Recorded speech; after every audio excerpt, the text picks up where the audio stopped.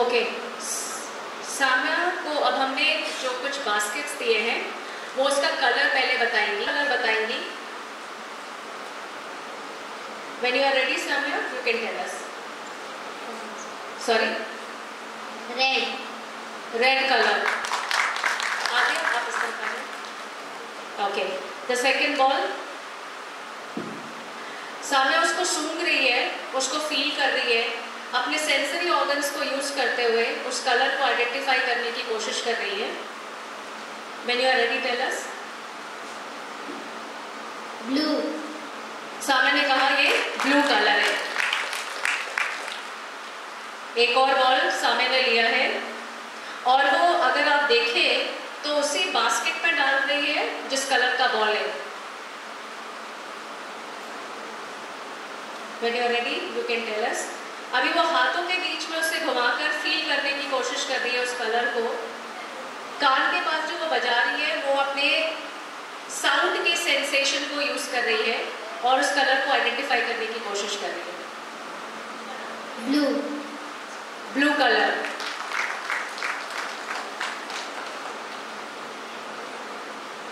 Smell किया, फिर से उसने उसको सुना और आइडेंटिफाई करने के लिए सूंघा. Now she is feeling it. सारे अपने पांचों सेंसरी ऑर्गन्स को फील कर रही है. Red colour. She is putting it in the same colour basket.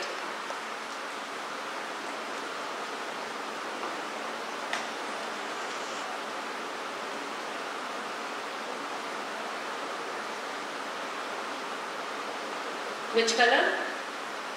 Blue. Thank you, Samya. You can stop now. That's okay. Thank you.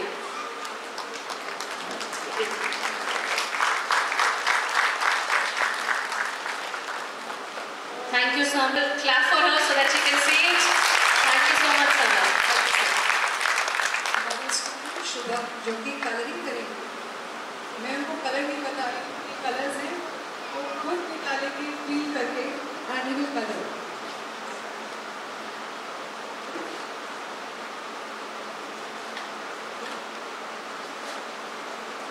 ठीक है. जब तक शिप्रा जी का वो स्टूडेंट कलर कर रहा है तब तक शिप्रा जी अपने दूसरे स्टूडेंट को भी कुछ इंस्ट्रक्शन देने वाली है.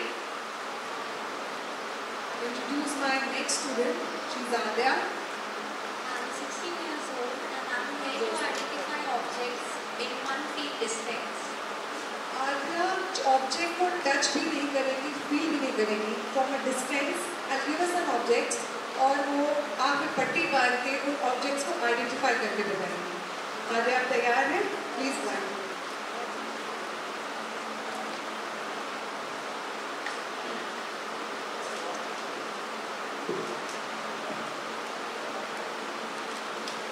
उम्मीद करते हैं कि आप सब लोग देख पा रहे हैं उनको.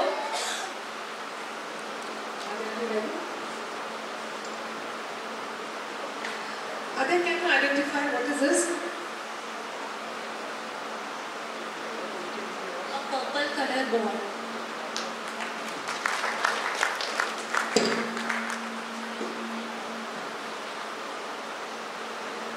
Adya, what is kept in front of you?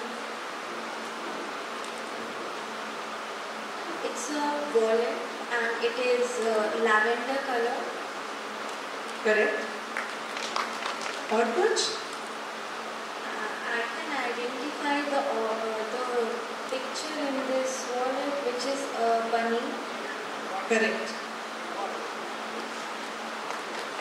क्या आप इसमें बनी देख सकते हैं बना हुआ white colour?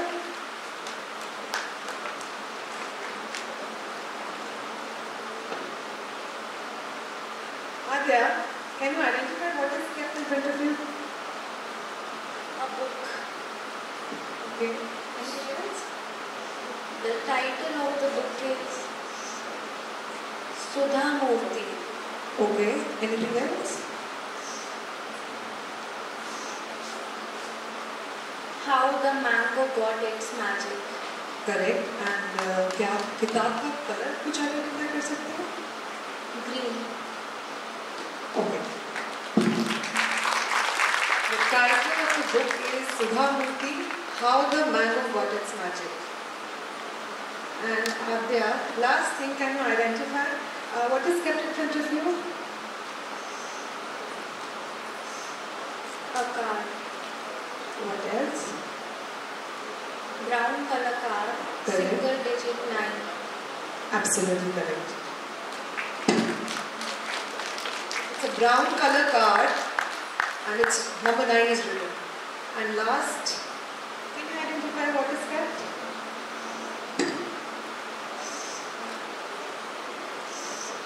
White color ball. Color? A pink color ball. Correct. You can remove your blinds, Adya. Thank you so much.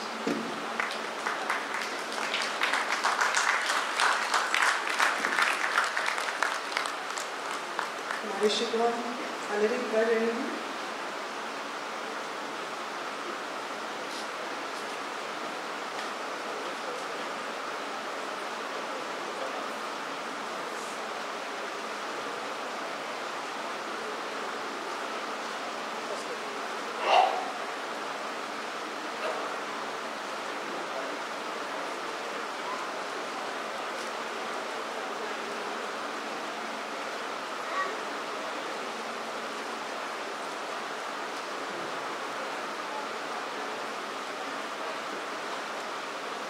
We're giving one more thing to Adya. Let's see.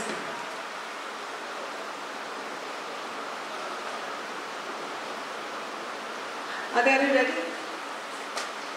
What is kept in front of you?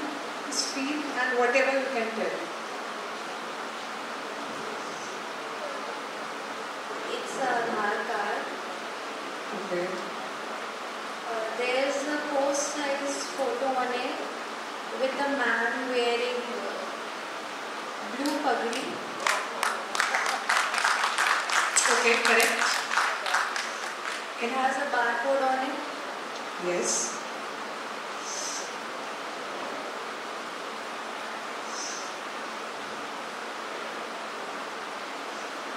That's it? Okay.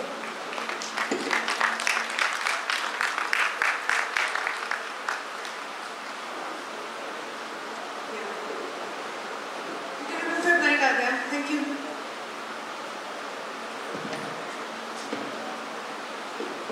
Shubhavna, please remove your blinds.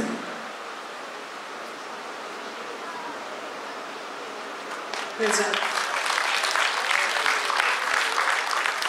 Blindfold का purpose यही है check करना कि intuition develop हुआ है कि नहीं और enhancement of sensory substitution in organization. Further queries के लिए हमारा बाहर स्टॉल है ब्राइटर माइंड्स का, आप वहाँ हमसे उससे मिल सकते हैं. Thank you so much.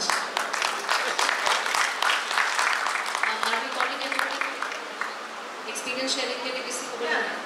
I'm so sorry. I would like to call on stage our 2x2. So, blindfold activity. Brighter Minds gave me a lot of opportunities. With that, Brighter Minds also helped me to enhance my intuition, concentration and memory power, जिससे मुझे मेरी पढ़ाई में भी काफ़ी मदद हुई. In Brighter Minds course, we also discussed the quotes of our inspirations, such as Albert Einstein, Thomas Alva Edison and APJ Abdul Kalam. Also, we discussed the qualities of ours that we should work upon, या फिर जिसे हमें improve करने की ज़रूरत है. With that, मैंने काफ़ी important चीज़ सीखी कि we should always believe in ourselves. हमें हमेशा खुद पे भरोसा रखना चाहिए. हमारे अंदर सब कुछ करने की कैपेबिलिटीज़ है, बस अगर आज नहीं हो रहा तो धीरे धीरे हो जाएगा, पर होगा. Never lose your confidence and always believe in yourself. Again, thanking you Shipra ma'am, Anita ma'am and all my dear batchmates for making learning so fun. Thank you.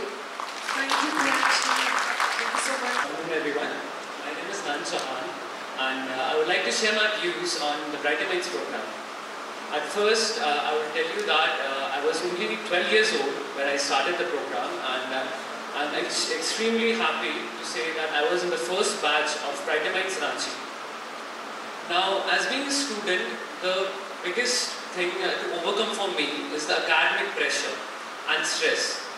But what if I tell you that I had been given the tools to do so at a very young age? Through Brighter Minds program, I was provided a sanctuary of mindfulness and calmness. It helped me in making my decisions accurate and precise. And over the year, I have been able to interact with people in a very calm demeanor and with a joyful smile. Because of Brighter Minds, in the upcoming future when I had to give my competitive exams, I was able to calm myself down. And the thing which I saw in my colleagues was they were very restless and they're having a fear. And which is obvious because in the upcoming competition is very high. So I would like to say that Brighter Minds is a beacon of hope for the coming education system, and it helps the children make accurate decisions and have a successful life. Thank you.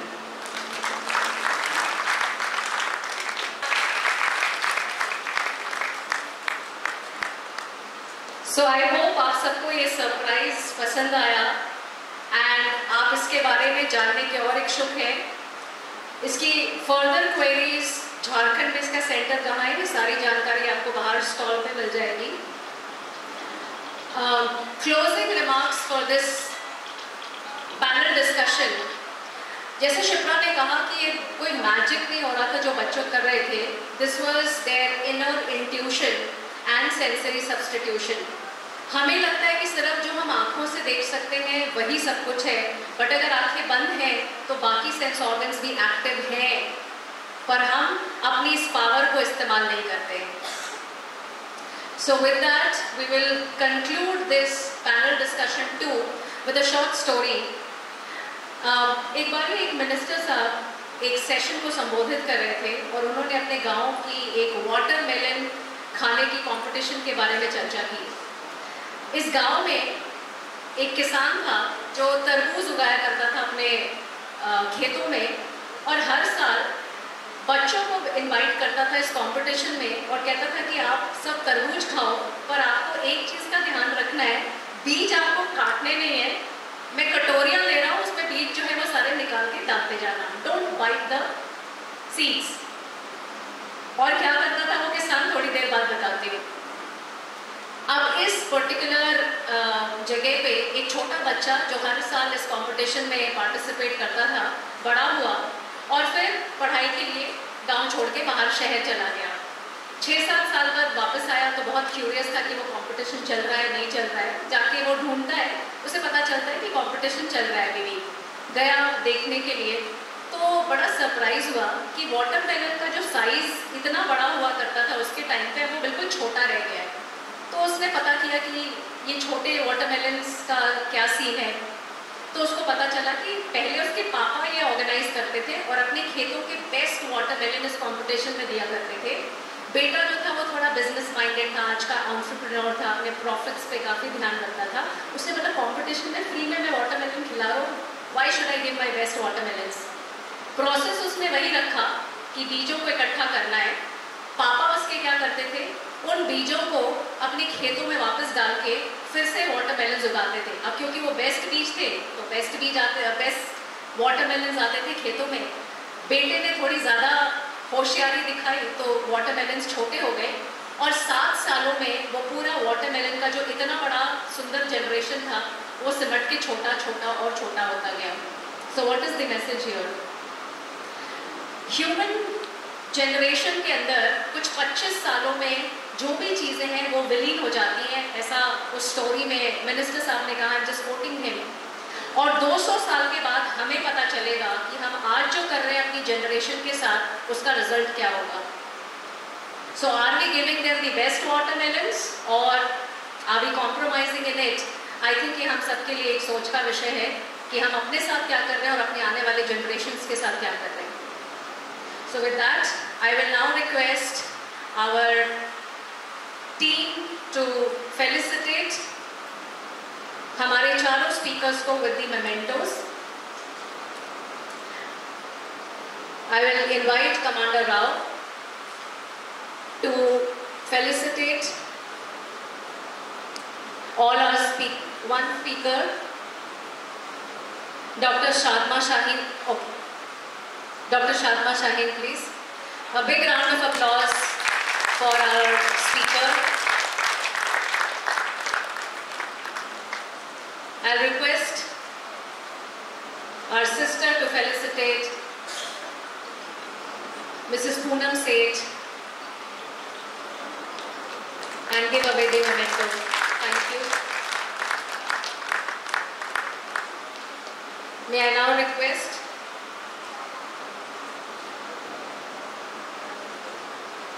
Dr. Rakesh Kumar to be felicitated with a small token of love and gratitude. Thank you, sir. And Major Saluja to be felicitated with a small token.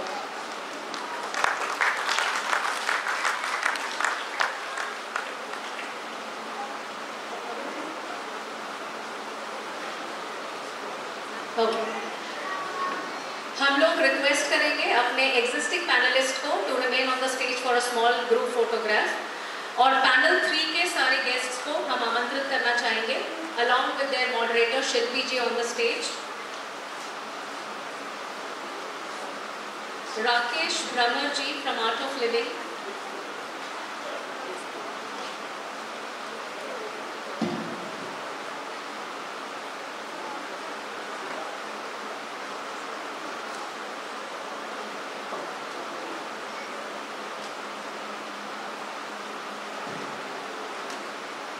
Doctor Shadma mister Manoj Tiwari को एक छोटा सा token of gratitude देना चाहती हैं। Very very heart warming gesture, thank you so much. May I now request the third panelist group, ma'am please be here on the stage for the group photograph, please be here, we are calling the other panel. Okay, so your day of getting things, please share it with all of us. Third panelists, Dr. Ankit ji, Rakesh Brahmar ji from Art of Living, Professor Shahid Hassan ji, and Archbishop Vincent N. G. We welcome you all on the stage.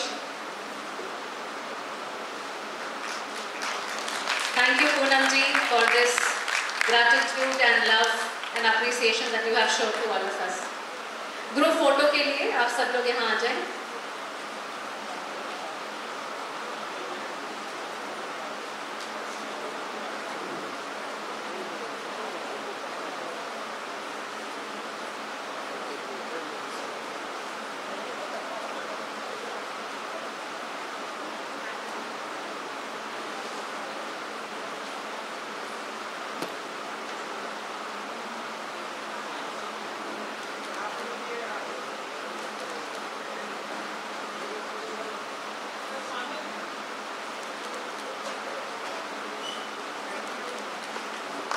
Thank you everyone. Gratitude to the panelists of session 2. Thank you for your time and wonderful discussion that we had.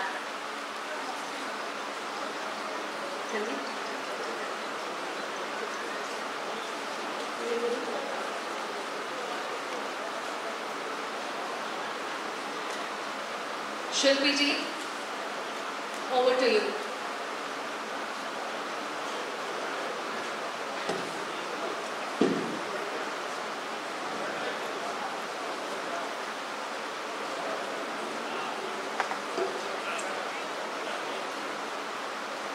नमस्कार सभी को।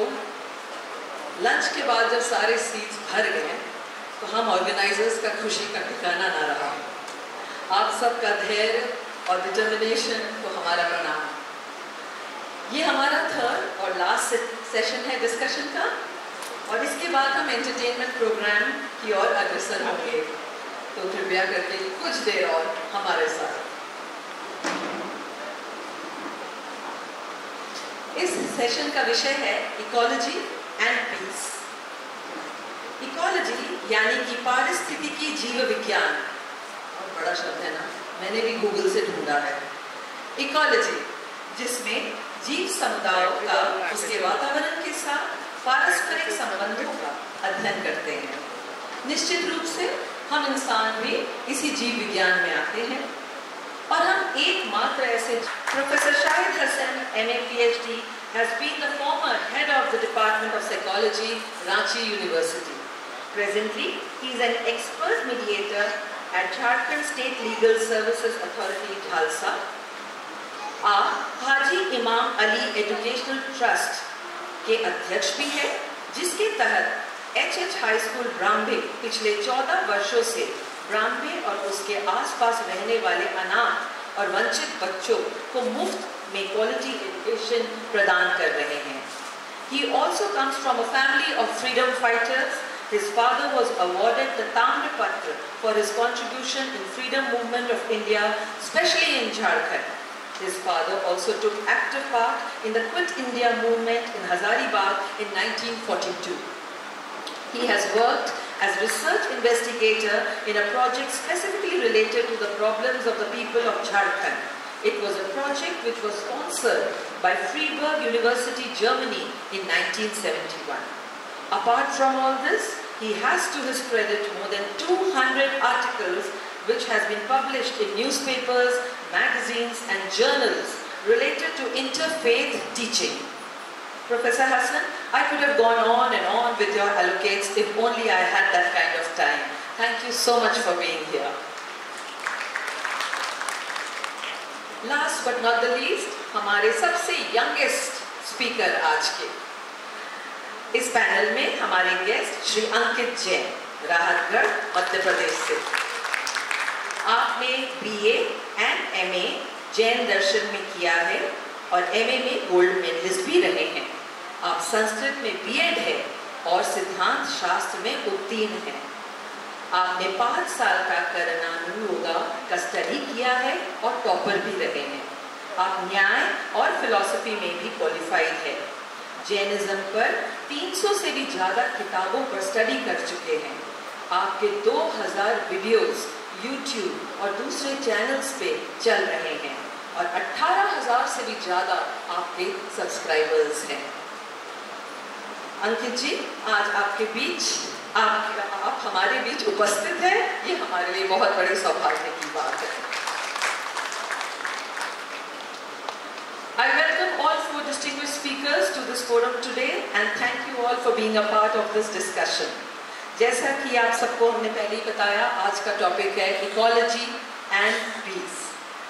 To understand this topic better, I would like to ask our speakers few questions first. बहुत सारे इन questions के answers आपको भी पता होंगे, तो मैं आपसे भी इसी बीच ये सवाल भी कर लूँगी. मेरा पहला question is to his excellency Dr. Vincent Ann. How does spiritual practice enhances our connection with the natural world?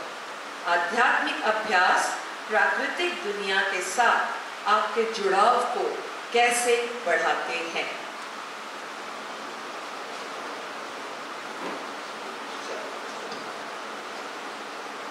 मेरे दृष्टिकोण से आध्यात्मिक जो जगत है उसका जुड़ाव हमारे पर्यावरण से बहुत ही घनिष्ठ है, घनिष्ठ रूप में है.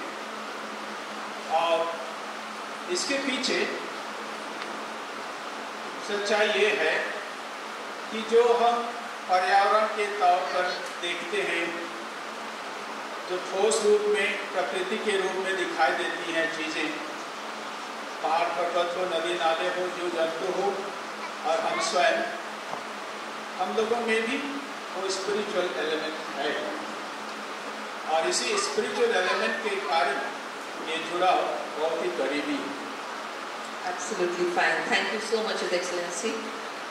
As he has already said, इसमें कुछ समझाने का नहीं है. आप सब जानते हैं कि आध्यात्मिकता और प्रकृति दोनों जुड़े हुए हैं. थोड़ा आगे बढ़ते हैं कि किस प्रकार. श्री राकेश ब्रह्मण जी से आपका मेरा ये सवाल है, How do you integrate ecological mindfulness in your daily routine? आप अपने दैनिक दिनचर्या में पारिस्थितिक जागरूकता को कैसे शामिल करते हैं? नमस्कार आप सभी को. बहुत बहुत धन्यवाद इस कार्यक्रम में आमंत्रित करने के लिए सभी आयोजक. आध्यात्मिकता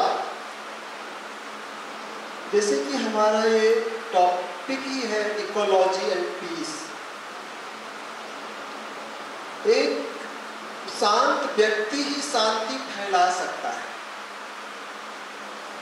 आपके पास जो है वही हम बांट सकते हैं। आध्यात्मिकता से हम समझते क्या, ये बहुत एक महत्वपूर्ण सवाल है हम सबके जीवन में। आध्यात्मिकता क्या है? क्या किसी धर्म को के साथ जुड़ना आध्यात्मिकता है, या हम जन्म से ही आध्यात्मिक हैं? हम मानव हैं इसलिए आध्यात्मिक हैं। हम जैसे ही इस मानव के रूप में हैं हम आध्यात्मिकता हैं। आध्यात्मिकता क्या है? हर चीज के प्रति एक सकारात्मक दृष्टिकोण आध्यात्मिकता है। एक आध्यात्मिक व्यक्ति एक आध्यात्मिक अभ्यास करने से आप किसी भी पथ का फॉलो करें, वो हमारा मन, जैसे एक जो बहुत इंपॉर्टेंट चीज है हम सबको ये जानना चाहिए, clarity in mind, purity in heart, sincerity in action. मन जब शांत होगा, दिल में शुद्धता होगी, तभी हमारा जो कार्य होगा इंटेंसिफाइड होगा। आध्यात्मिक बात जो डिमांड करते हैं सिर्फ 2 चीजों की डिमांड करती है, authenticity and intensity. How much authentic you are, ये सवाल हम सबको खुद से पूछना चाहिए। हम जो कर रहे हैं उसके प्रति हम कितना ऑथेंटिक हैं, and how much intense we are whatever we are doing in life. Authenticity and intensity. आप जिस कार्य को कर रहे हैं, जिस भी आप ऑफिस में हैं, पहले के भी डिस्कशन में बहुत सवाल आया कैसे बैलेंस करें। आपकी जो जिम्मेदारी है उसको अगर हम 100% कर लें, दैट इज द बेस्ट। आप आध्यात्मिक हैं। आध्यात्मिकता के लिए किसी लेवल की जरूरत नहीं है। आप मन से शांत हैं। एक माइंडफुलनेस की बार बार बात आती है, मन से शांत कैसे हो सकते हैं? इसके लिए अभ्यास करने की जरूरत है। ये हमारे एजुकेशन सिस्टम में नहीं है, पहले था, अभी नहीं है, इसलिए हमें सीखना पड़ता है। मेडिटेशन एक आर्ट है जो हमें सीखना पड़ता है। किसी ट्रेंड, किसी भी पद्धति का ध्यान सीखना हो, आपको मेडिटेशन करना जरूरी है। जैसे कि इकोलॉजी की आज क्यों बात करने की जरूरत पड़ गई है, आज इकोलॉजी एंड पीस। एक समय था जब हमारे समाज में शांति थी, एक समाज में वातावरण में शुद्धता थी, लेकिन हम इतना उसको डिस्टर्ब कर दिए हैं समय के साथ। आज उसके ऊपर हमें बात करने की जरूरत है। अब वो समय दूर नहीं होगा अगर हमने अभी अपने मन को ध्यान नहीं दिया, मन के ऊपर, अपने मानसिकता के ऊपर काम नहीं किया, तो आगे टॉपिक होगा इमोशनल पॉल्यूशन। वो बहुत दिन नहीं है। आज हर व्यक्ति के जीवन में तनाव है, ये हम सब मानते हैं। उस तनाव को कैसे हम हैंडल करना सीखें। हम सब जीवन भर काम करना चाहते हैं, लेकिन अपने स्वास्थ्य के प्रति सजग हैं क्या? अपने लिए 20 मिनट 15 मिनट ध्यान करने के लिए समय निकाल पा रहे हैं क्या? ये एक बहुत इम्पोर्टेंट सवाल है। ये हम सबको बार बार सोचना चाहिए कि हमने आज क्या क्या अपने लिए और अपने पर्यावरण के लिए। एक माइंडफुल आध्यात्मिक व्यक्ति ही सेंसिटिविटी के साथ, सेंसिबिलिटी के साथ समाज की जिम्मेदारी ले सकते हैं, पर्यावरण की जिम्मेदारी ले सकते हैं, वातावरण की जिम्मेदारी ले सकते हैं, और हर जीव जंतु की जिम्मेदारी ले सकते हैं। ये बहुत महत्वपूर्ण है, सोच का विषय है। हर किसी को अपनी जिम्मेदारी डिसाइड करने की जरूरत है। बिल्कुल सही बोला आपने अमर जी।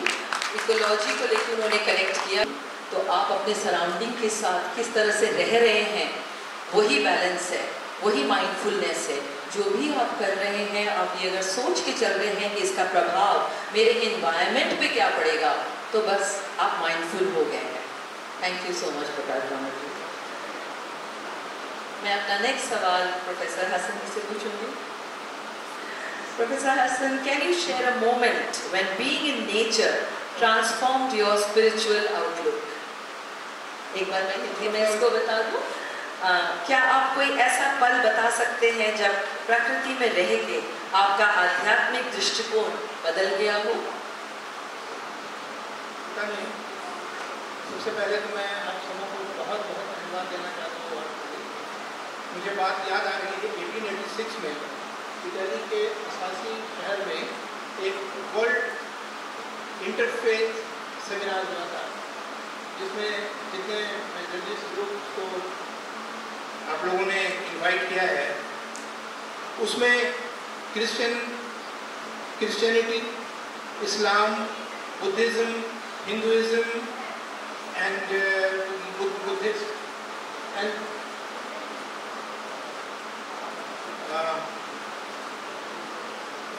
Jews भी थे, वो सब प्रोसेस में है, सबको बुलाया गया और मैं बात अपनी शुरू करना चाह रहा हूँ शादमा शाहीन मैम की बात से। क्षमा करेंगे उसका फिर हो जाए तो। आपने जो इकोलॉजी का डेफिनेशन दिया, जो टॉपिक है आज का मेन थ्रस्ट है कि इकोलॉजी एंड पीस, तो शर्मा मैडम ने कहा कि इस्लाम का जो लिटरल मीनिंग है वो टोटल सबमिशन बिफोर ऑलमाइटी है, राइट? वो यहाँ है, शायद मैं यही सुना हूँ। मेरे ख्याल से जो मेरे नॉलेज में है उसमें एक और मीनिंग है इस्लाम का पहला मीनिंग है total submission before almighty Allah, and second meaning जो अरब की वर्ड है, इस्लाम के माने पीस भी है, सलामती भी, जो उसके लिटरल मीनिंग से मिलता है। So where there is total submission there must be peace. अगर हम हाथ उठा के सरेंडर करते हैं, आगे सरेंडर करती है, तो समझिए पीस हो गया। तो जब हम गॉड के तरफ से टोटल सबमिशन है, सवाल हमें नहीं पूछना है whatever written in holy Quran and the prophet's version, I have not to raise any question if I faithful question, right? आपका सवाल थोड़ा लोगों को डिस्टर्ब कर सकता है, लेकिन आंसर मिल जाएगा कि आपने जो स्पिरिचुअलिटी है, गॉड के तरफ से आपकी जो आस्था है, खुदा की तरफ आपका जो समर्पण और विश्वास है, वो कब से शुरू हुआ? This is your question, right? कैसे शुरू हुआ? जब मैं 8वीं कक्षा में पढ़ता था, मुर्मा मेला जहाँ लगता है स्कूल में, तो मैं ज्योग्राफी की किताब पढ़ रहा था बहुत ज़ोर ज़ोर से। 2 घंटे के बाद परीक्षा थी, तो घर में मेरे फादर सुन रहे थे। उन्होंने कहा कि मैं पढ़ रहा था ज्योग्राफी में कि सूर्य स्थिर है और दूसरे सभी ग्रह सूर्य की परिक्रमा कर रहे हैं। तो मेरे फादर ने कहा कि कौन लिखा ये किताब तो गलत है। मेरे पिताजी हमें क्षमा करेंगे, उनकी आत्मा को जरूर क्षमा करेगी। हमें लगा कि आप तो 1942 में क्विट इंडिया मूवमेंट में मैट्रिक में पढ़ते थे, उस वक्त जिला स्कूल हजारीबाग में वारंट हो गया आपने तो पढ़ाई पूरी नहीं की, और जो ऑथर है वो एमए है। तो मेरे दिमाग में एक सवाल पैदा हो गया कि who is correct, whether my father's teaching or his book? ये संघर्ष चलता रहा मेरे मस्तिष्क में। लेकिन जैसे ये फिर टीवी चैनल वगैरह आया, जो ज्योग्राफिकल चैनल में देख रहा था, उसमें प्रोग्राम था पूरे गैलेक्सी पर, कहा कि पूरे गैलेक्सी में एक सोलर सिस्टम नहीं है, कितने सोलर सिस्टम्स हैं जो किसी दूसरे सन को रोटेट कर रहे हैं। देन आई सेड वो न्यूटन के आहा की तरह, आर्किमिडीज के आहा की तरह, I got the point. Then I started reading the meaning of holy Quran, और धीरे धीरे मेरी आस्था ऐसी हो गई कि मैं बयान नहीं कर सकता। मेरे इतने सारे आर्टिकल्स छपे हैं अखबार में, और अभी तक by the mercy of God किसी थियोलॉजिस्ट ने, किसी मौलवी ने, किसी मुल्ला ने मेरे आर्टिकल को नहीं कहा कि शाहिद साहब आपने ऐसा लिखा। मैंने 10 किताब को कंपेयर करके चेक करके मैं लिखता हूँ, ठीक है? इसी संदर्भ में मेरी आस्था की बात है कि कैसे स्पिरिचुअलिटी का डेवलपमेंट हुआ। मैं साइंटिफिकली इवैल्यूएट करता हूँ, not because I'm telling all these things, I'm writing so many letters and articles in journals and magazines, not because I am a Muslim.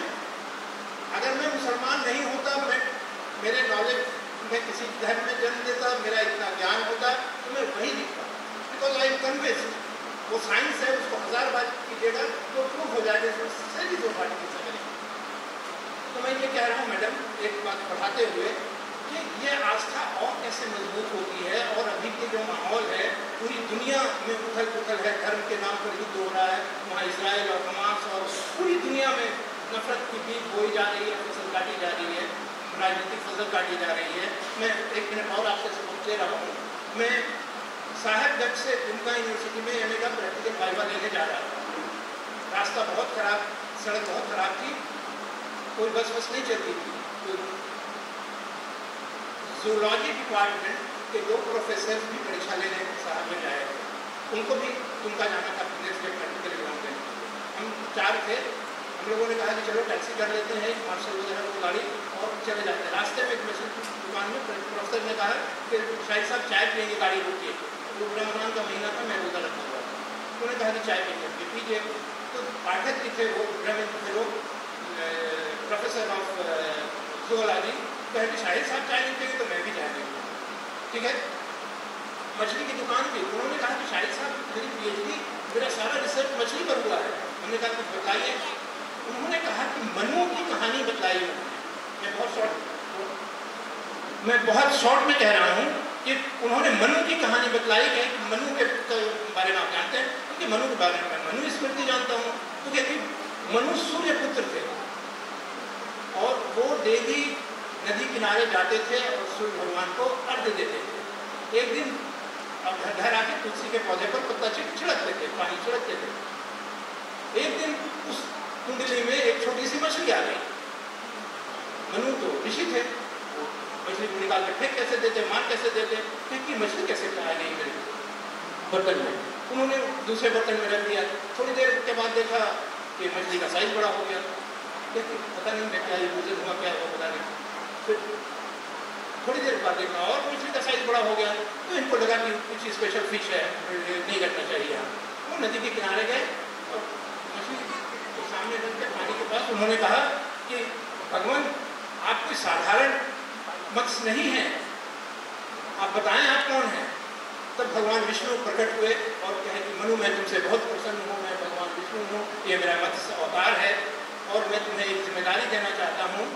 दुनिया में बहुत पाप फैल गया है, तुम्हें एक बड़ी नाव बनानी है, सब में जोड़े को रखना है, बीज को रखना है और उसके बाद अतिवृष्टि होगी, महावृष्टि होगी, ये पृथ्वी जलमग्न हो जाएगी और जो विश्वासी होंगे तुम्हारे नाव में रहेंगे, सारे पशु पक्षी सारे तुम्हारे नाव में रहेंगे। तो जब सब पापियों का नाश हो जाएगा तो उसके बाद फिर ये वाटर रिसीड करेगा और नई दुनिया चलेगी।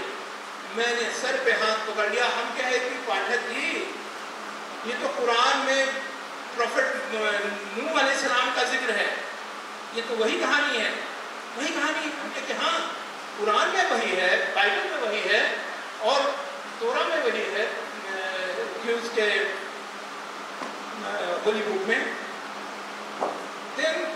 दूसरे दिन मैंने विष्णु पुराण किताब खरीदी रांची आकर और मैंने उसे पढ़ा। फिर प्रभात खबर में लिखा, बड़ी सी आर्टिकल आई कि मनु नोहा नूह सब एक हैं। तो ये समझिए कि एक कॉम्पिटिटिव स्टडी जो एटीट्यूड का डेवलपमेंट होता है। फिर एक मिनट ले रहा हूँ। जब मैं एमए में था तो मैंने एक किताब पढ़ी थी, बहुत फेमस बुक थी, अवेलेबल भी नहीं है वो किताब। ये गार्डनर मर्फी की किताब है, in the minds of man. मैं सब्जेक्ट मैटर जा रहा हूँ, in the minds of man.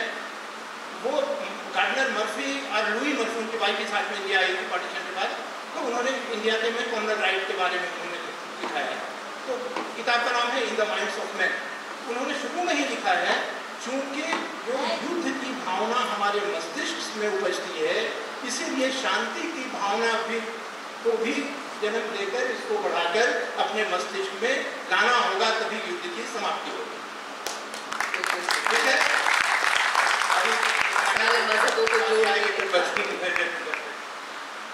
पर मेरा सवाल जो था, any one of you would like to take it, कि can you share a moment where being in nature transformed you? कोई ऐसी जगह आपने विजिट की है आप लोगों ने, या कहीं आप गए हैं जहाँ पे आप लोग स्पिरिचुअल फील करते हैं?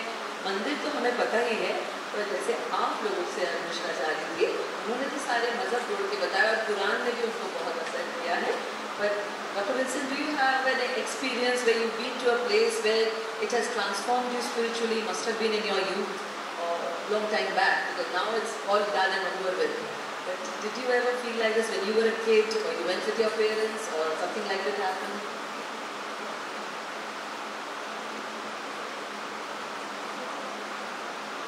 I remember one, it's a very small one. I was there as a tourist, and that was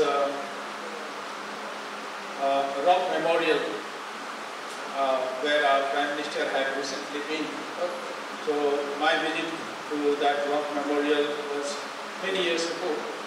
Vivekananda Rock Memorial. And I just wanted to have an experience of quietness inside. And I was so happy that that Rock Memorial, Vivekananda Rock Memorial, is made quite to make it conducive. A very comfortable posture you can have. You can rather easily concentrate. You can keep away from all the rest of your attention elsewhere. That type of facility is already made by whoever did it, and I benefited from it.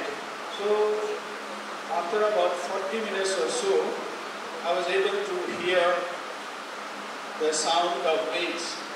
Waves, okay. Waves in the ocean. Big waves with bigger noise, bigger sound.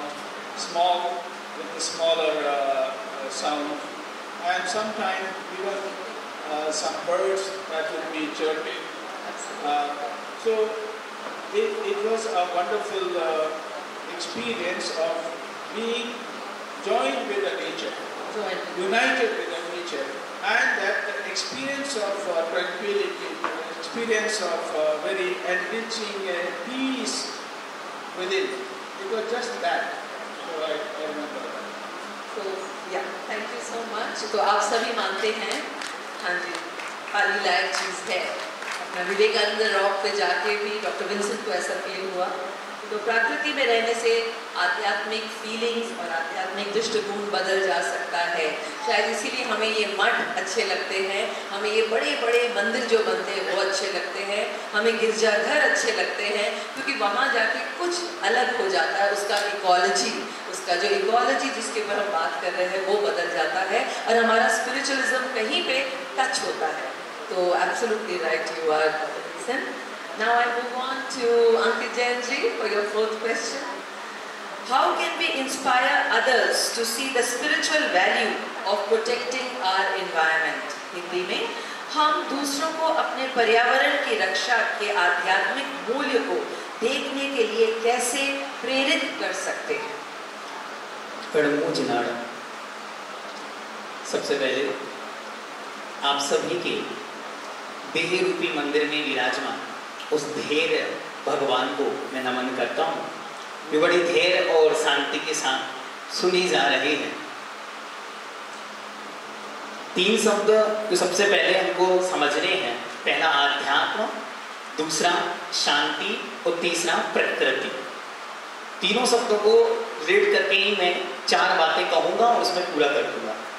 पहला शब्द है आध्यात्म। आध्यात्म क्या है? अधि आत्मनि, अर्थात अपनी स्वयं की आत्मा में स्थित होना आध्यात्म है। तो हमको क्या करना है? सबसे पहले तो बिल्ड अप सेल्फ कॉन्फिडेंट। हमको अपने बारे में पता करना है कि हम कौन हैं। यहाँ से आध्यात्म की शुरुआत होगी। तो सबसे पहले, क्योंकि क्वेश्चन है कि आप तक कैसे उसे भेजना है, तो सबसे पहले कि हमें अपने आप में विश्वास पैदा करना है कि मैं मात्र शरीर नहीं हूँ, मैं आत्मा हूँ। जब हम स्वयं अपने आप को ये विश्वास दिला पाएंगे कि मैं एक आत्मा हूँ, एक एनर्जी हूँ, एक सोल हूँ, तब जाकर ये विश्वास पैदा होगा और वहीं से आध्यात्मिकता की शुरुआत होगी। सेकेंड थिंग, दूसरा स्थान पर है शांति। शांति क्या है? तो शांति है बाहर से अंदर की ओर आना। हल्ला से, जब बहुत ज्यादा शोर है, उस शोर से कहीं छिप जाना, बाहर जाना, इसका नाम है शांति। और तीसरे नंबर पर है प्रकृति अर्थात पर्यावरण। पर्यावरण से हम बहुत कुछ देख रहे हैं, पानी है, मिट्टी है, हवा है, धरती है, आकाश है, सब कुछ है, लेकिन हम भूल जाते हैं कि पर्यावरण में ये सब भी तो है। जो हम सब यहाँ बैठे हैं ये भी हमारा पर्यावरण है। इसलिए अब हम इन तीनों को कैसे कंक्लूड करना है, तो इसके लिए भगवान महावीर स्वामी ने बहुत सुंदर सिद्धांत दिया, उसका नाम है अहिंसा। तो सबसे पहले हम देखेंगे अहिंसा। अहिंसा क्या है? Ahimsa is to respect every living being. जो कुछ भी जीवित है उन सबका सम्मान करना सीखना है। कौन कौन जीवित है? पेड़ भी प्राण है, उसके अंदर महसूस करने की शक्ति है। पानी में जीवन है, उसके अंदर शक्ति है। हवा में जीवन है, उसके अंदर शक्ति है। मच्छर, चींटी, भौरा, बरैया, ततैया, इवन जितनी भी स्पीशीज यहाँ दिखाई दे रहे हैं वे सब जीवित हैं। तो उन सब के प्रति अपनी हृदय में, अपने हार्ट में क्या दया को पैदा करना, ये सबसे बड़ा आध्यात्म होगा। इसलिए उन्होंने कहा अहिंसा मतलब सबके प्रति रिस्पेक्ट। उसे कैसे विकसित करना है? उसके लिए हमको 4 चीजें करनी है। पहला, सत्वेषु मैत्री अर्थात सबके साथ मित्रता का व्यवहार। छोटे से छोटा जीव भी है तो उसमें हम सबसे पहले मित्रता का व्यवहार करना सीखें। दूसरे नंबर पर उन्होंने कहा गुणेषु प्रमोदम, जो हमसे थोड़ा सा भी सुपीरियर है, थोड़ा सा भी बड़ा है किसी भी चीज में, हो सकता है एज में बड़ा हो सकता है एक्सपीरियंस में बड़ा हो सकता है नॉलेज में बड़ा हो, जिस भी चीज में वह बड़ा है उसके प्रति हमको सम्मान का भाव रखना। तीसरे नंबर पर कहा कृष्टेषु जीवेषु कृपा परत्वम, जो गिर गया है, दीन है, दुखी है, हीन है, रोगी है, बीमार है, परेशान है, मेंटली डिप्रेस्ड है, उसका हाथ थामना है और उसे उस कंडीशन से बाहर निकालना है। चाहे वो आपका ड्राइवर है, कभी उसे एक बार पूछ के देखना कि भाई तुझे जरूरत किस चीज की है। अगर उसे जरूरत है और अगर हम उसके काम आ गए, बस वहीं से आध्यात्म की शुरुआत होगी। और चौथे नंबर पर उन्होंने कहा माध्यस्थ भाव विपरीत वृत्तौ, अर्थात जो विपरीत बुद्धि वाले हैं, जिन्हें कुछ समझ में नहीं आता, उन सबको साथ उपेक्षा का भाव करके अर्थात उनसे आगे बढ़कर कुछ करके दिखाओगे तो वो देखकर कुछ सीख पाएंगे। ये उनका अहिंसा जो हमारे लिए आध्यात्मिकता से जोड़ेगा। दूसरे नंबर पर है प्रकृति। तो प्रकृति से कैसे जुड़ना, तो उन्होंने सिद्धांत दिया अपरिग्रहवाद। अपरिग्रहवाद क्या है? Respect to the utility necessity. जिस वस्तु की जो कीमत है उसे समझना है। अरे एक टमाटर की यदि हम कीमत नहीं समझ पाते हैं तो धीरे धीरे उसकी वैल्यू बढ़ जाती है और इतना हाई प्राइस हो जाती है कि वो हमारे रेंज से बाहर चला जाता है। एक पेड़ की कीमत हम नहीं समझ पाए, इस कारण आज रांची का मौसम ऐसा हो गया। अगर आप आज से कुछ सालों पहले जाके देखेंगे तो वो मौसम कुछ और था। तो भगवान महावीर कह रहे हैं कि अगर आप इसकी नेसेसिटी नहीं समझेंगे तो वह कोलैप्स हो जाएगा और उसके कारण आपका जीवन अस्त व्यस्त हो जाएगा। तो पहले पृथ्वी, जल, अग्नि, वायु और वनस्पति मतलब पेड़ पौधे और फिर इनमें रहने वाले जो इकोलॉजिकली जितनी भी स्पीसीज हैं उन सबके प्रति आपको सम्मान का भाव लाना होगा। पीस, पीस क्या है? लड़ाई क्यों है? कॉन्फ्लिक्ट क्या है? बहुत सुंदर सिद्धांत दिया। सिद्धांत है, क्या सिद्धांत है? सिद्धांत है अनेकांतवाद। अनेकांतवाद क्या है? अनेकांतवाद टू रिस्पेक्ट एवरीवन थॉट। हर एक के विचार का सम्मान करना सीखना होगा। कैसे होगा सम्मान? एक ये हमने बॉटल अपने हाथ में लिया, हम पूछेंगे मनोज सर से, सर ये क्या है? कहेंगे बॉटल। दूसरा कहेगा पानी का बॉटल, तीसरा कहेगा प्लास्टिक का बॉटल, चौथा कंपनी का नाम बोलेगा क्लियर का बॉटल, कोई कहेगा कोल्ड बॉटल का बॉटल, कोई कहेगा हॉट बॉटल का बॉटल। ठीक है, everyone has their own opinion. हमें उन सबका रिस्पेक्ट करना है क्योंकि वास्तविकता में जो इन सबने कहा है उसका कंक्लूजन ही ये पानी है। ठीक है, तो इसे हमको first to respect everyone, every living being, second to respect the thought of everyone और चौथा रिस्पेक्ट, तीसरा रिस्पेक्ट एवरीवन नेसेसिटी, किसकी क्या जरूरत है और उसकी क्या उपयोगिता है। एंड एंड लास्ट वन, तो हमको क्या करना है? तो अध्यात्म सीखने के लिए सबसे पहले हमें अपनी आत्मा में विश्वास पैदा करना है, सेल्फ कॉन्फिडेंट। इस पर थोड़ी सी चर्चा बाद में करें। Thank you. Thank you so much Ankit ji, आपने तो हमारा टॉपिक ही पूरा खत्म कर दिया इतने अच्छे से बोल के, मुझे बताने की जरूरत ही नहीं है कुछ। Thank you so much. Okay, so ये तो था इकोलॉजी एंड स्पिरिचुअलिज्म पर हम बात कर रहे थे। अब हम अपने स्पीकर्स को रिक्वेस्ट करेंगे कि इनको पीस के साथ कैसे कनेक्ट कर सकते हैं, विश्व शांति के साथ कैसे कनेक्ट कर सकते हैं। अंकित जी ने तो ऑलरेडी कर दिया है, बिल्कुल आपको हम और समय देंगे। तो मैं डॉक्टर हसन से स्टार्ट करूंगी। Doctor Hasan, can you join these dots and tell us ecology, spiritualism, fine, but how does it get connected with world peace? देखिए, मुझे यहाँ बुलाया गया है बेसिकली इस्लाम की वजह से, लेकिन मैं बीच में इंट्रोड्यूस कर रहा हूँ। No problem. वर्ल्ड पीस और इनर पीस, दोनों पीस। जब सारे लोग का दिल साफ हो जाए तो दुनिया साफ हो जाए। लेकिन जो वाइसेस हैं पूरी दुनिया के, जो जितने भी मेजर रिलीजन्स हैं, इनफैक्ट जो धर्म है, देखिए क्या है कि गॉड ने क्रिएट किया। मैं सूरह रहमान की बात से शुरू करूँगा, चैप्टर है होली कुरान में, in the name of God, बिस्मिल्लाहिर्रहमानिर्रहीम, अर-रहमान खलकल इंसान अल्लमहुल बयान वशम्स वल-क़मर बिहिस्बान। बस यही तक मैं 4 स्मॉल वर्सेस में आ रहा हूँ। सबसे पहले तो ईश्वर है रहमान, जिसका नाम 99 नाम में रहमान भी है। रहमान गॉड ने सबसे पहले कुरान को क्रिएट किया। अर-रहमान अल्लमल कुरान खलकल इंसान, उसके बाद आदम को बनाया, उनको बोलना सिखलाया, बयान करना सिखलाया। वशम्स वल-क़मर बिहिस्बान, उसके बाद ये चांद सितारों को बनाया जो एक सभी गर्दिश पे है। होली कुरान की बात ही मेरे फादर ने कहा था कि डोम में।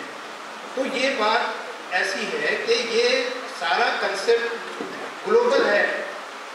पूरी दुनिया के मजहब को हम लोग रूडिमेंट्री सिस्टम में देखें, विकासात्मक क्रम में देखें, तो बात तो बड़ी हो जाएगी, बहुत लंबी हो जाएगी। लेकिन नक्शल में ये है कि हमने बात की प्रॉफिट नूह की, ठीक है। आप देखें कि मिस्र में जो फ़ैरो थे, जिनको हम लोग फ़िरौन कहते हैं, वो फ़िरौन का फ़ैरो का जो एम्पायर था, फ़ैरो को मोसेस से रिलेटेड है। वो मोसेस मूसा अलैहिस्सलाम के टाइम की बात है। तो प्रॉफिट मोसेस को मेजॉरिटी ऑफ द वर्ल्ड सारे लोग मानते हैं, ज्यूज भी मानते हैं, क्रिश्चियंस मानते हैं, मुसलमान मानते हैं, मुस्लिम्स मानते हैं। और अभी जब मैं 1 साल पहले पोर्टलैंड में था यूएस में, तो वहाँ एक म्यूज़ियम है, वहाँ फ़ैरो, आप लोगों ने अगर 10 कमांडमेंट्स नहीं देखा है फिल्म तो कभी देख लीजिए, बहुत अच्छी फिल्म है ये, 70-80 साल पहले की फिल्म है मोसेस पर। तो वो रिवर नाइल में क्या है कि पूरी तरह से मोसेस क्रॉस करते हैं, वो नदी फट जाती है, रास्ता दे देती है, और जब बहुत अत्याचारी, बहुत जुल्म करने वाला बादशाह फ़िरौन जब उसमें एंटर करता है, वो नदी फिर मिल जाती है, और फ़िरौन की डेड बॉडी वो ऑलरेडी अवेलेबल हो गया है। तो वो हमने मैं देखा हूँ उसे उस म्यूज़ियम में, 4000 साल पुराना डेड बॉडी है। तो ये जो वर्ल्ड वाइड की ग्लोबल बात कर रही हैं आप, तो इनफैक्ट हुआ क्या है कि बहुत डाइवर्शन हुआ है समय और स्थान के साथ साथ। ये इकोलॉजी की भी बात हो रही है, वक्त और परिस्थिति के साथ साथ बहुत सारे परिवर्तन होते हैं, बहुत सारे परिवर्तन होते हैं। स्टोरी बदल जाती है, हिस्ट्री बदल जाती है, सब कुछ हो जाता है। लेकिन जब हम लोग उस तार को देखते हैं, जैसे हमने कहा कि विष्णु पुराण में मनु और नूह अलग अलग जबान में प्रोनाउंसिएशन अलग वैरी कर जाता है, तो वही मनु जो इंडिया में मनु थे, मेरे विचार से अरेबियन कंट्री में वो नूह थे, वहीं क्रिश्चियन थियोलॉजी के हिसाब से नोहा थे। इसी तरह से एक बात मैं और कह रहा हूं कि हम लोग का चश्मा बदला हुआ है, हम लोग के अंदर पूर्वाग्रह का इंजेक्शन दिया हुआ है। हम लोग समझते हैं, समझना चाहते नहीं है कि आज ये साइंटिफिक वर्ल्ड में हम लोग रिलीजन तो है ही है, बिना रिलीजन की तो कोई बात होगी नहीं, लेकिन हम लोग रिलीजन को आंख बंद करके समझते हैं, आंख दिमाग खोल के समझना चाहिए रिलीजन को। अब मैं एक एग्जाम्पल दे रहा हूँ मैडम, हम उसको पीस के साथ कनेक्ट कर देते बस हैं। एक मैटर को एक सेंटेंस पूरा हो जाए, थीम पूरा हो जाए। जैसे हम लोग एक प्रॉफिट हैं इब्राहिम, कल कुर्बानी है प्रॉफिट इब्राहिम की, आप अब्राहम बोलते हैं, ज्यूज जुडाइज्म में अब्राहम बोलते हैं। जरा विचार कीजिएगा, मैं किसी पूर्वाग्रह वाला व्यक्ति नहीं हूं, मैं शिक्षक हूं, जो सच होगा मैं जो मेरे दिमाग में आया है मैं वो कह रहा हूं। मैंने विश्लेषण किया है कि जो वर्ड इब्राहिम है, कहीं ये ब्रह्मा से अब्राहम से ब्रह्मा तो नहीं हुआ, और इब्राहिम प्रॉफिट इब्राहिम की वाइफ का नाम सारा था, प्रॉफिट इब्राहिम का नाम वाइफ का नाम सारा था। तो यहाँ इंडिया में ब्रह्मा की पुत्री का नाम सरस्वती है, तो ये सरस्वती कहाँ की है? सारास्वत, ये स्वात वैली की थी सरस्वती सारा। प्रॉफिट अब्राहम की शादी स्वात वैली जो पाकिस्तान में है उस इलाके की थी वो सारा। तो सारस्वत सारा कहाँ की थी? स्वात वैली की थी। जैसे मजरू सुल्तानपुरी सुलिन हो गया, इस तरह से ये है। अच्छा, उसमें क्या है कि जो मैं देखा, मैंने उसका वीडियो भी देखा वहाँ लास्ट ईयर अमेरिका में, कि जो गॉड का वर्शिप होता था वो उस इलाके में, मिडिल ईस्ट में या उस यूरोपियन कंट्री में वो सन को वर्शिप करते थे। तो यहाँ भी सन को वर्शिप किया जाता है। तो ये सिमिलर चल रहा है, रिलीजन को मिला के देखिए, इसकी सिमिलरिटी को देखिए, इसकी सिमिलरिटी को देखिएगा कि जब हमारा खून इनके खून में जा सकता है, इनका खून हमारे खून में आ सकता है, तो बाकी सब कुछ एक साथ हो सकता है। बिल्कुल बिल्कुल। दिमाग हमारा, जैसे मैडम सोच रहे हैं, फादर सोच रहे हैं, ये सोच रहे हैं, आप लोग सोच रहे हैं, जब दिमाग एक वेव में काम कर रहा है तो फिर ये जहर घोलने वाले कौन है उसको पहचानने की जरूरत है। ये डिस्पोर्शन कहाँ से आ रहा है? और जिस दिन अगर हम लोग इस वायरस को निकाल देंगे उस दिन पीस कायम हो जाएगी। हाँ, उसी को निकालने की कोशिश हम इकोलॉजी और स्पिरिचुअलिटी के साथ कर रहे हैं professor Hasan. Isn't that we are trying कि अगर इकोलॉजी और स्पिरिचुअलिटी समझ में आ गया तो पीस भी आ जाए। बस हम इसी पे सारे सिविलाइजेशंस यही शायद ट्राई कर रहे थे। नहीं मैडम, एक बात और याद आ गई, प्लीज सॉरी नॉलेज शेयर करने, एक मिनट बाद में हमें नहीं बोलनी चाहिए, एक मिनट। मैंने ग्रीक सिविलाइजेशन को पढ़ा है और इंडियन सिविक कल्चर के साथ कंपेयर किया है।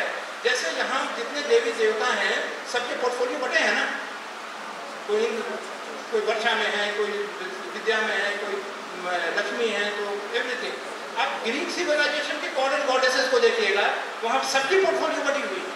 तो ये जो इम्बाइब किया है हम लोगों ने, तो इसको देखने की जरूरत है, बहुत लॉजिकली देखना है कि ये सारे लोग जो माइंड को डिस्टर्ब कर रहे हैं वो व्हाट इज व्हाट रियलिटी क्या है।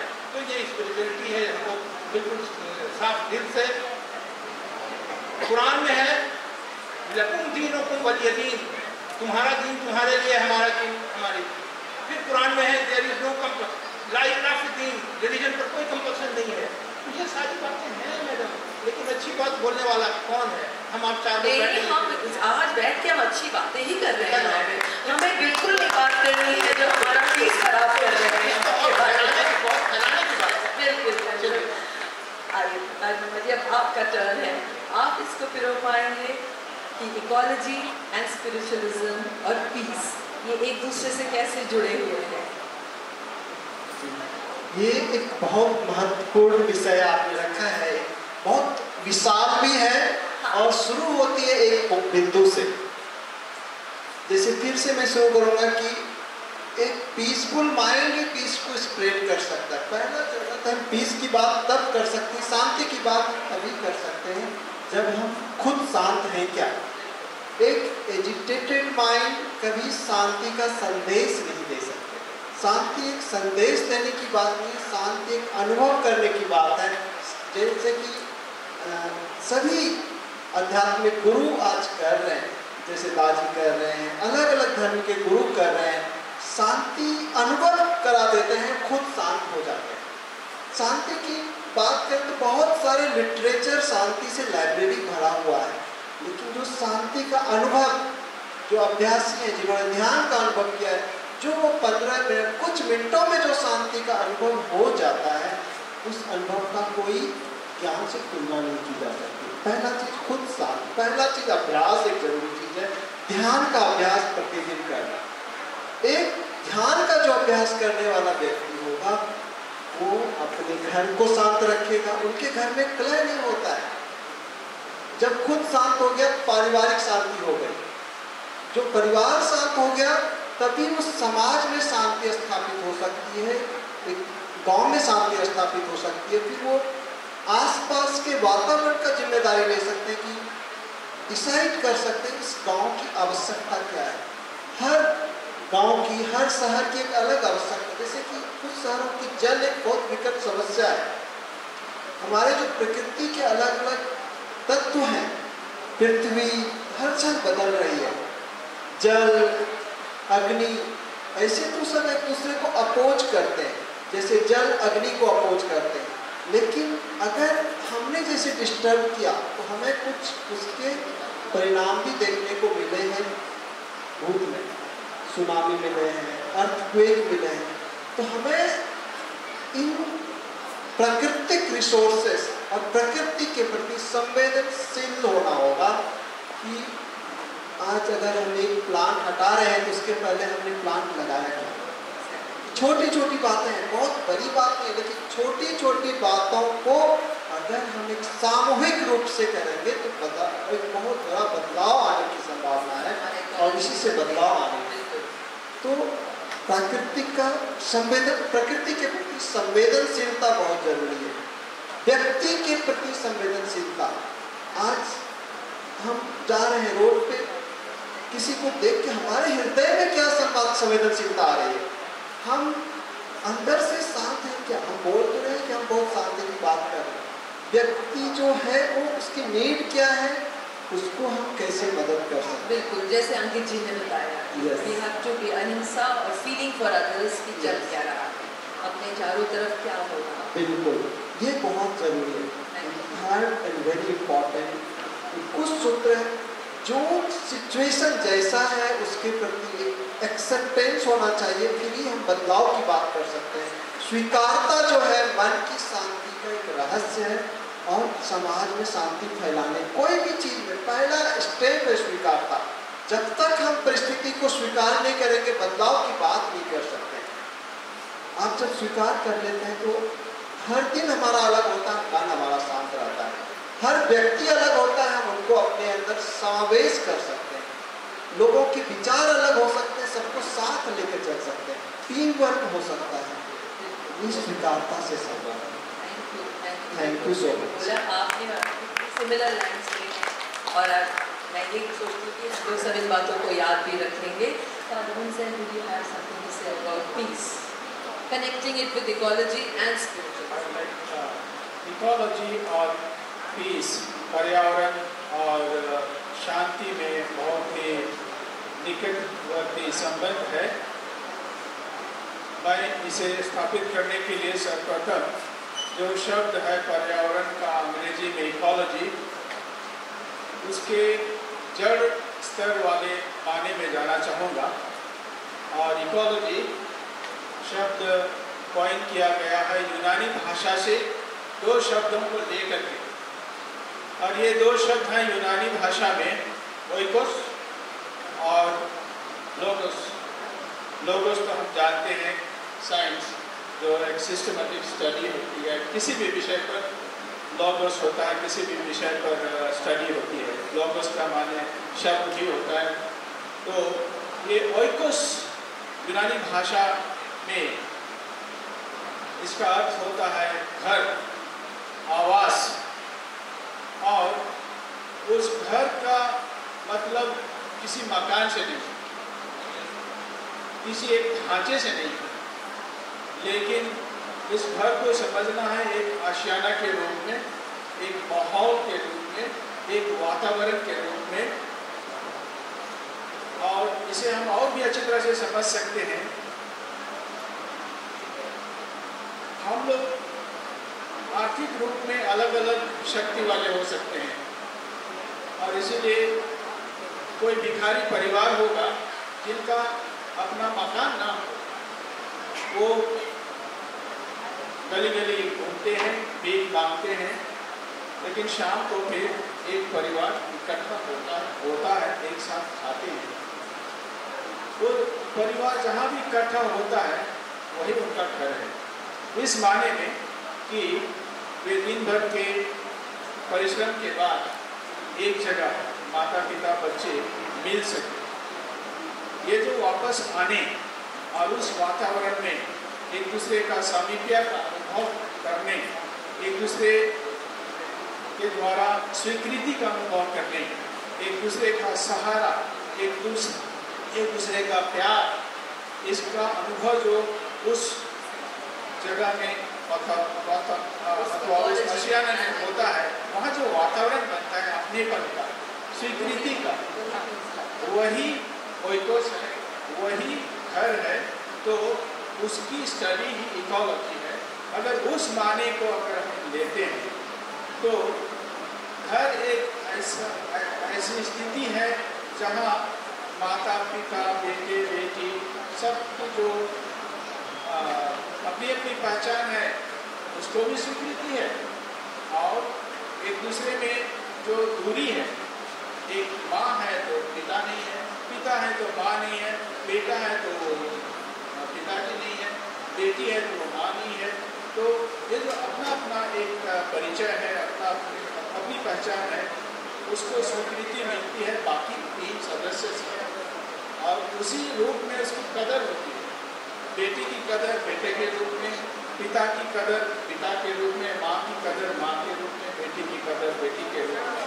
ये जो एक असहज स्वीकृति है, एक दूसरे की पृथकता में भी एकता, भिन्नता में भी एकता, ये है उस घर की क्वालिटी, पीस। और वहाँ शांति है, वहाँ शांति है, वहाँ एक सुकून है, वहाँ एक ऐसा अनुभव है जो बहुत सुकून का अनुभव देता है। तो अगर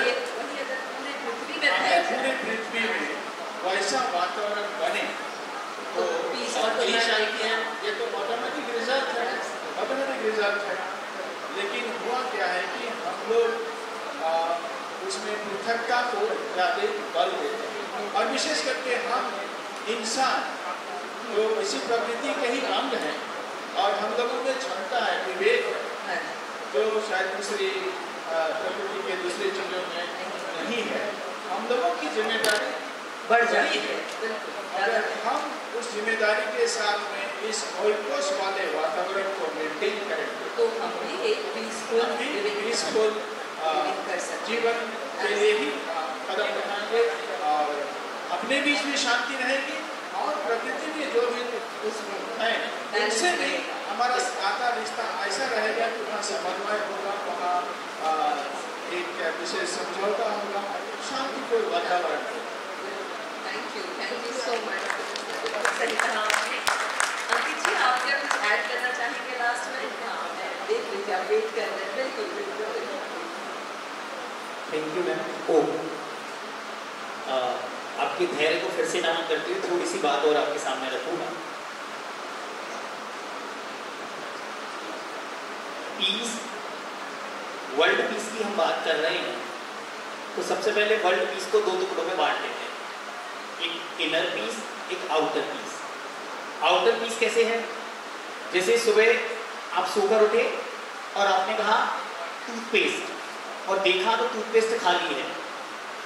टूथपेस्ट खाली है तो आपका दिमाग भी खाली हो गया, एक पारा चढ़ गया, टेम्परेचर हाई है और हम परेशान हैं। वहां से आउटर पीस इनर पीस को एकदम डिस्ट्रॉय करता है। तो हमको क्या करना है, उसके लिए दो बहुत सुंदर प्रक्रिया है। आप चाहे तो 1 मिनट में उसको अपना सकते हैं और जब चाहे तो उसको फॉलो कर सकते हैं। सबसे पहले 2 प्रक्रियाओं में फर्स्ट है सामायिक, दूसरा नाम है प्रतिक्रमण। सामायिक में क्या करते हैं, सामायिक में आपको बस हाथ पे हाथ रख के बैठना होता है और हाथ पे हाथ रख के आपको बैठ के बस ये विचार करना होता है कि मैं आत्मा हूं, इसके अलावा और कुछ नहीं। इसलिए आपको कुछ और नहीं करना है, केवल आंख बंद करनी है, हाथ पे हाथ रखना है और फील करना है कि आउटर वर्ल्ड से मैं डिस्कनेक्ट कुछ और हूं। जब मैं कुछ और हूं तो दूसरे पे हावी क्यों होना?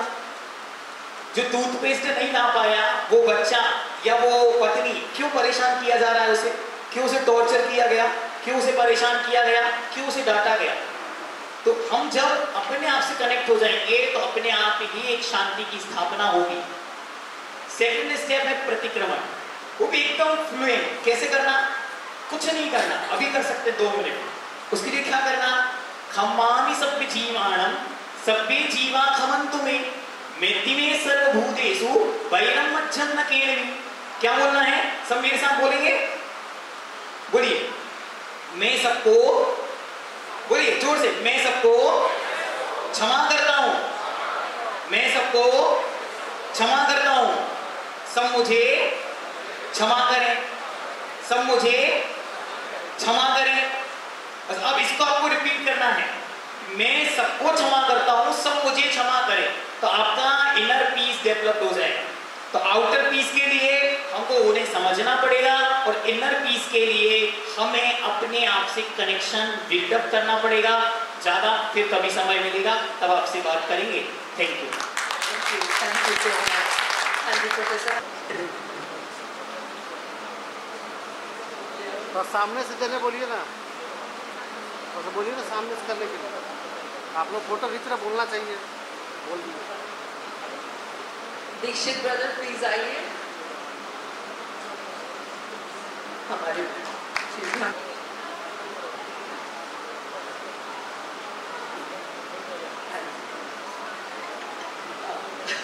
प्रकाश Shah brother please if you could felicitate professor Hasan.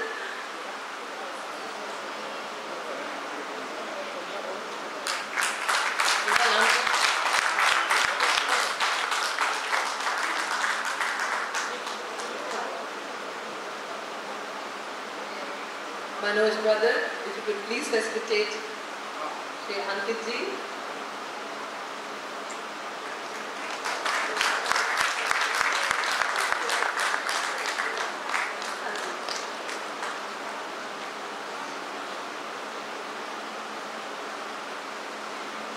अब मैं अपने वक्ताओं और सभी उपस्थित लोगों से अनुरोध करती हूँ कि कृपया जलपान के लिए बढ़े और इसके बाद हम संगीत और नृत्य की संस्कृति से भरे अगले सत्र के लिए फिर से जुड़ेंगे। So tea is ready ladies and gentleman, kindly proceed for T.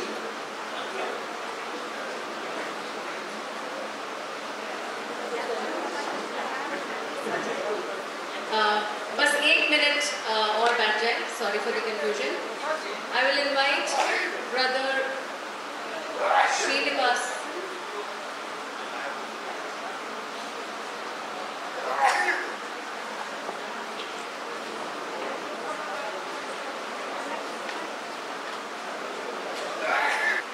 उसके बाद टी ब्रेक के लिए जाए। प्लीज बैठ जाए ma'am. Remain seated for just few more minutes. For concluding session, I am calling Brother Srinivasan from Heartfulness. So may I request everybody just take your seats. We will step towards the last session of conclusion. So आपसे request है कि 10 minutes.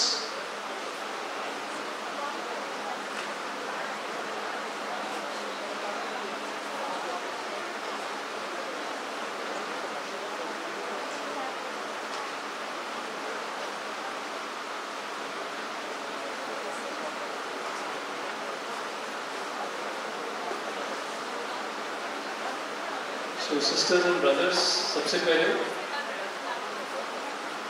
I think we have had really a very wonderful day today.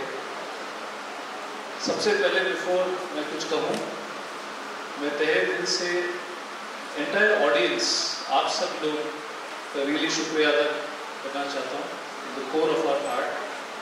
You have been such a absorbing audience. आप रहे, शांति से आपने सब सुना, अपने दिल में आत्मसात किया, and I think that feeling and that environment was coming through to all of us.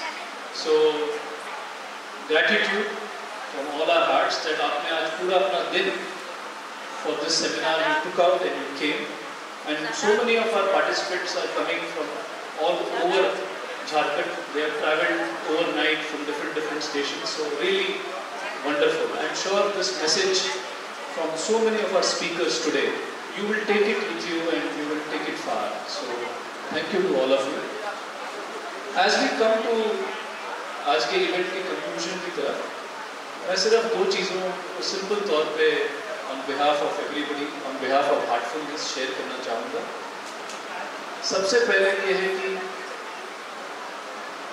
जैसे हमारे सारे स्पीकर्स ने अपनी ओर अपने अंदाज से व्यक्त किया, हमारी जो आध्यात्मिक गोल है और उसका जो प्रयास हम अपने तौर से, अपनी साधना की तौर से कर रहे हैं, this is a ongoing journey, लेकिन उसका गोल, उसका उद्देश्य एक ही है, उसमें कोई बुराई नहीं है.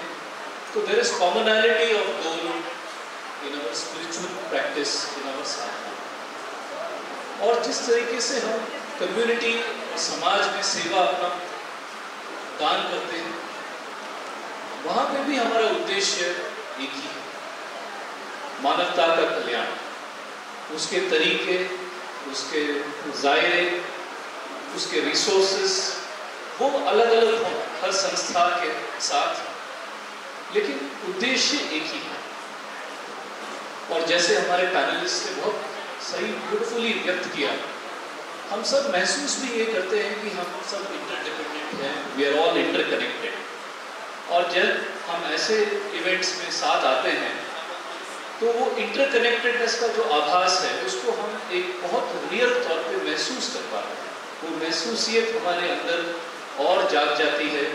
वो एक फीलिंग लेवल पे, thought level, intellectual level, but a feeling level हमको ये महसूस होता है. तो इसीलिए ये वन ऑफ द मेन उद्देश्य ये था इस इवेंट का ऑर्गेनाइज करने के लिए, क्योंकि हम सब जुड़े, साथ में आए, और जब हम साथ में आते हैं, एक दूसरे की बात को सुनते हैं, दिल से सुनते हैं, we are actually opening our hearts, we are becoming generous, we are listening, and then I am sure इससे हमारे अंदर जो इंस्पिरेशंस आएंगी उसको हम आगे लेके जाएंगे. मैं अभी ज़्यादा और बात करते हुए नहीं करूँगा. I want to play one short video of Pujya Daaji, जो उन्होंने concluding session of global spirituality Mahotsav में, उसका एक छोटा सा एक्सट्रैक्ट है 4 मिनट्स का, जहाँ पे उन्होंने अपना थॉट्स दिए हैं about how that this is the first step coming together. And he says that next step is what? Coming together, interacting together, working together and growing together. तो इस पॉइंट से मैं Manoj ji request you if you can play the video, then we'll conclude the session, please.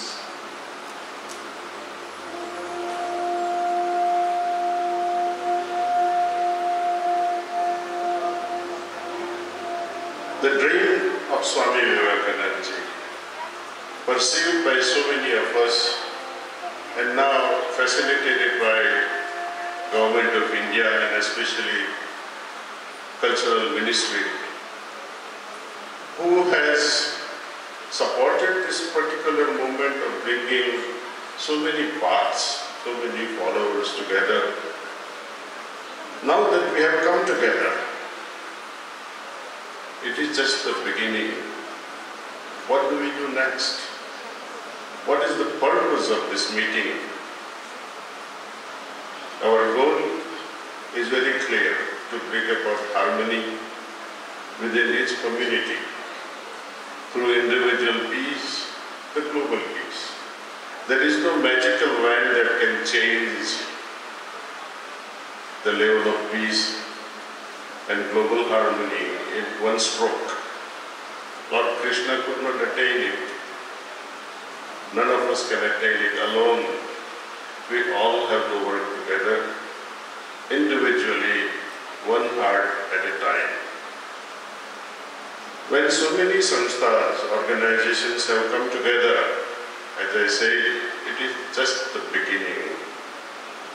Next thing, all of us take up some projects with us,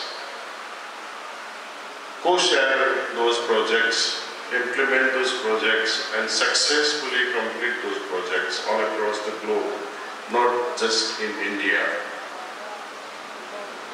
When volunteers from Jainism, volunteers from Buddhism, our Sikh brothers and sisters, our Muslim brothers and sisters, Christian, Jews, Hindus, whatnot, when we all work together, we will be able to understand each other's minds and hearts, emotions. When we work together, we will be able to dissolve the differences, and that will be the sign of progress.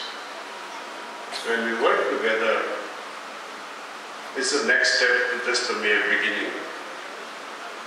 And further step would be to grow together. We maintain these relations of working together for a longer and longer and longer period, and see how the small steps of coming together is now evolving. Youth especially. When many youth members from various colleges can come together, people of different age come together and do just simple things like plantations, simple things like going to villages and help children understand the importance of education. Teach the farmers how to double up their crop productivity, how to skyrocket or increase the intuitive capabilities of little children. So many things can be achieved when we work together. So this meeting is not just about exchanging philosophical ideas, but mainly to come together as one and spread the message of love. Otherwise, these sorts of meetings will go on and on. But actually, imagine, when did we ever had such a meeting? I don't recollect in recent era ever happening like this, and our grateful hearts go down to the Ministry of Culture for coming up with this idea of bringing so many samsthas together so that we can promote brotherhood, love, compassion towards each other.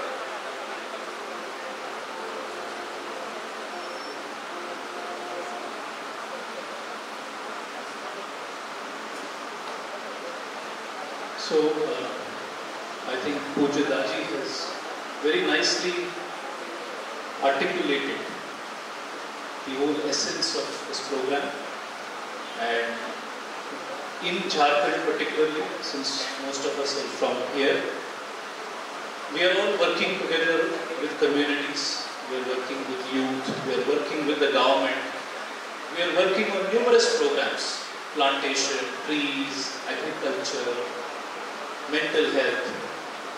And in Heartfulness itself we realize that every organization with its resources can do something.